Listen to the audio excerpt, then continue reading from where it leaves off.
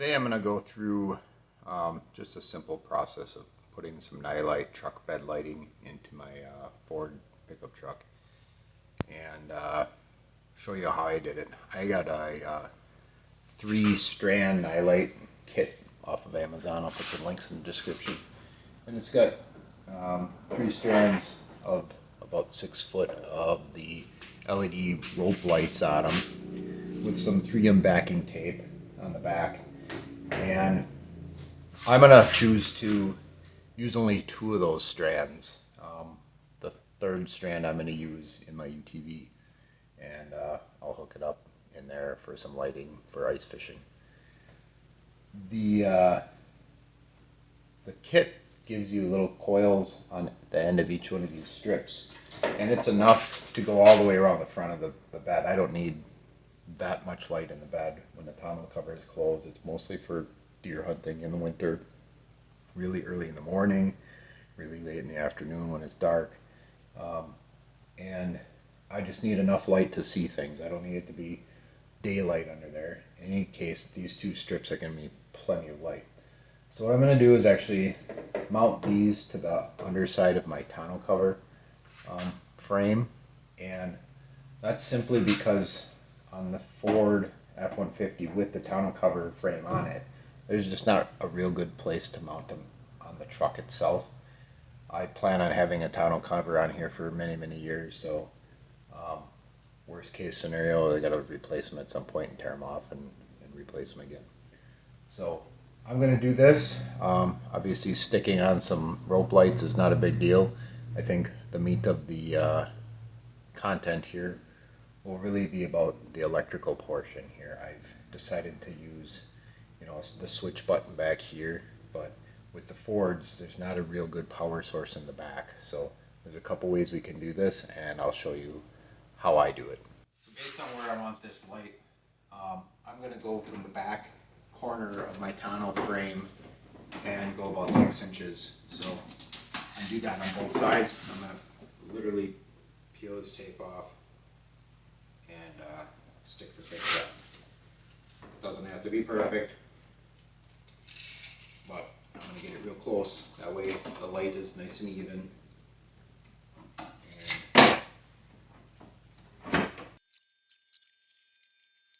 I got this hooked up to a small battery here. Turn it on, boom. I mean, that's more than enough light. Heck, even that 1 strip would be more than enough light. Again, 6 inches gives me right about here. So I did make sure to get the lights just in from the frame here, just a little bit in, so that if something hits here, it hits the frame first. I just did it by hand feel. Oh, there we go. That's what it looks like just off of a auxiliary battery here. Like I said, plenty of light. I'll show you some views with the tonneau cover down and the lights off, and you'll be able to see what it looks like from there. For this cross member here that goes across the bed, we have, like I said, a very nice long wire on the nightlight with a connector on the end, and this is a twist lock bullet style connector. What I'm going to do is actually I'm just going to take some tape and tape this to the bottom side of the tonneau cover extrusion rail here. And the reason I'm doing that to the bottom is just to keep it out of the way damage, but also if you put it on the top, the tonneau cover is actually going to ride on that wire, and I'm afraid that over time that'll damage the tonneau cover. Alright, I just completed the taping of that backside, and I had some of this T-Rex tape, and this stuff is really thick and very sticky, and it really does well in applications like this where I want it to last a long time. So we're pretty much done with the install, if you will, of the actual lights. Now we get down to the electrical. We'll start doing some wiring. Now we're back over in this back driver's side corner of the truck. And right here or somewhere in here is where I'd like to put my on and off switch. And you know, there's some nice sized openings here. So what I'm thinking of doing is running the wire here. You also notice that this truck here has a hole right back there. So this wire hanging off of the wiring strip is going to get fed through there. Then, as you can see here, I took off the light. There's two bolts for that. They're 8mm, and they just come out here and here. So back in the back corner of the bed, up in here is where that wire is going to come in. I'm going to have it wrap around this corner here and then come out up in here and then out one of these holes, probably this upper one right here where I got my finger sticking out. So that's the wiring plan for the switch. Obviously back here in this back here in the corner of the truck here is the light wiring as well. I don't believe there's any like always on power back here, so we'll have to find something for power, but that wiring is also going to have to come back into this area as well. I'm actually going to have to send this through backwards. I thought I was going to be able to send the switch through the front here, but it doesn't look like that's going to be the case. So I'm going to drop all these wires in from this direction. The wide point of this is going to be actually the fuse. So I took the fuse holder out, and I took the fuse out of the holder, and that way it gets a lot smaller, and this profile changes. You can flip this cover back, and then it'll push through here. So now we have all the wiring inside the truck, except for the switch, which can be mounted, you know, right in here. So you have easy access to it. Or I can mount it up here so it's a little more protected, or around the corner even. So now I have the switch here. I can mount it anywhere I want, really. Up here for more protection, around the corner, whatever you like. I mean, I think I'm going to mount mine right here, or maybe just around the corner, so if you're sliding something in the tailgate, it doesn't get totally demolished. But there's not a lot of real good spots back here. I prefer to have it on the side right here to just grab. You could drill a hole in here in that plug if you wanted to and put your wire through there. That wouldn't be a terrible option. And then there's also the factory LED light positions as well that you could utilize. So here you can see I've mounted the switch just in the back side of, or the inside portion of the back pillar on the truck. And I did that because if you're loading anything in from here, 2x4s, wood, anything, you could knock this switch off. It's a little bit more likely that it slides along a wire. You'll notice that my tonneau cover frame, it does come out past this. So really, if it's anything big, it should hit here first. But this is where I decided to put it. Just get the switch off of here a little ways.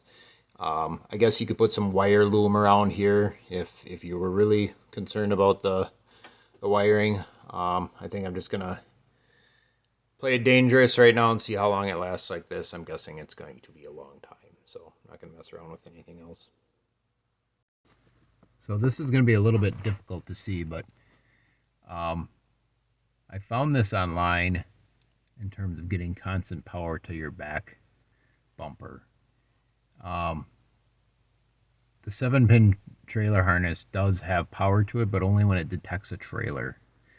And I want this to have power all the time. So there is a red and brown wire right here on the F-150 that has power to it. This is the trailer control module. It's basically right behind your parking brake on the dash. And then there's another, this module plug-in right here has an orange wire on it. It's really hard for me to show you that, but you can see it when you're under here. And yeah, anyways, just there's an orange wire on there. I can't really show you real well. But what you need to do is take a connector. So what you're going to do to connect that orange wire to the red and brown wire is get a small piece of wire. I think this is 16 gauge. And use these splicing connectors. So this here is going to go on one side, splice into the red and green wire, or red and brown, and this side here is going to go to the orange wire, and that's going to give us power to the back constantly. Now keep in mind, when you do this, you're going to have, if you have a 7-pin harness on your trailer and your trailer uses the power, it's going to be back there all the time, so there is the potential to drain your battery. So if you have, I don't use that connector frequently, so if you have that situation, you may want to put an inline switch in here so you can turn this feature on and off manually. Okay, there's a fuzzy picture of what it looks like.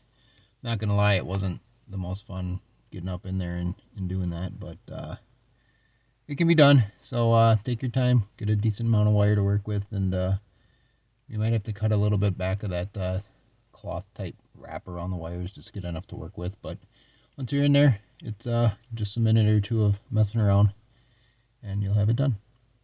So the Ford cover for your 7-pin hitch actually has a readout on it, and it tells me that this bottom corner pin is my positive, and it tells me that my top corner pin is the negative. So I believe if you look on a chart, these are labeled number 1 is your positive and number 4 is your negative if you have a 12-volt auxiliary.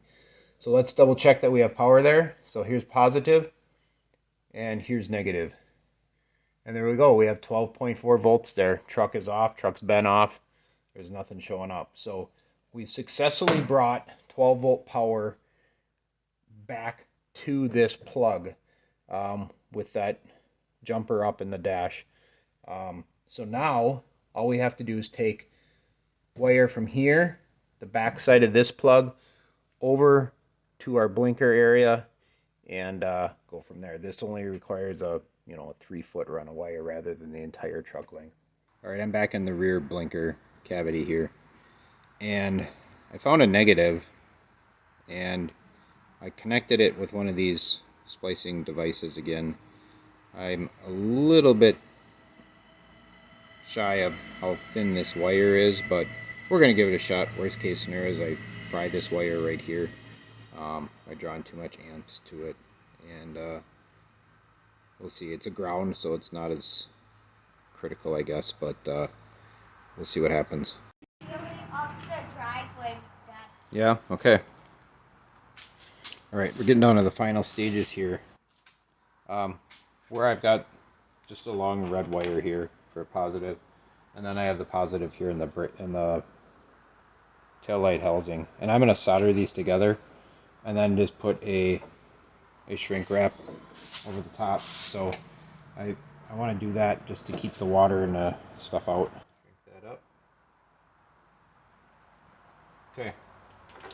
Now I'm going to wire this through that down there, through the frame, and to the orange wire on the back of the trailer 7-pin harness.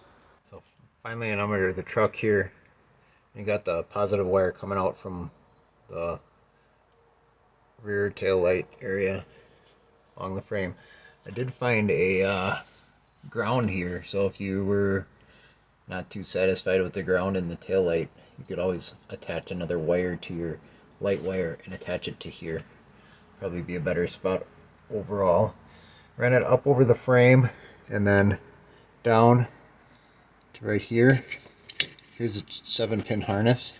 I did have to pull back some of this tape And we're going to go to the orange wire. And again, we'll use one of those blue wire splicing connectors. And once we're done with that, this should be it. So there you can see the connector is in place. And again, I'm going to fill that up with some dielectric grease and probably tape it up pretty good. I actually have some liquid tape. I'll probably hit that with that. I just don't want this to get all salted up. So I'll plug this back into its spot. And let's go see how it looks. There we have it. Lights are on. Already. Off. On. Off. On. Here's just a closed view with the tonneau cover on, so you can see there's more than enough light in there. If you're enjoying this content, please like and subscribe. I'd appreciate it. Thank you.